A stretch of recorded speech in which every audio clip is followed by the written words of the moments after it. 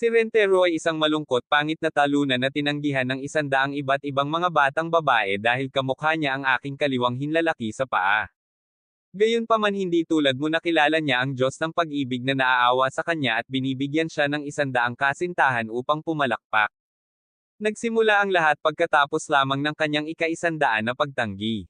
Nang magsimula siyang magtampo ang kanyang kaibigan ay nagtataka kung aling motivational speaker ang kanyang pinakinggan para sa kanya na patuloy na humihiling sa mga babae na lumabas sa kabila ng 79 na pagtanggi.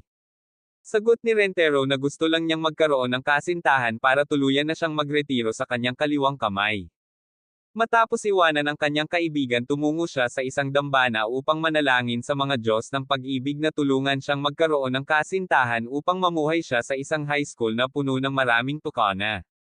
Isang mukha ang biglang lumitaw mula sa kahon ng donasyon ng dambana na agad namang itinuring ni Rentero na isang magnanakaw ngunit ang mukhang nadimbong na matanda ay kinilala ang kanyang sarili bilang Diyos ng dambana.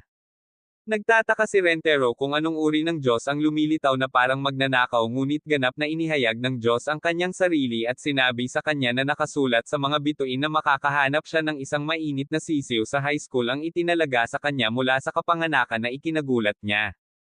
Ibinunyag pa niya na kapag nagkita ang soulmates nakakaranas sila ng shock na dumadaloy sa kanilang mga katawan at agad na nahuhulog ang ulo sa isa't isa.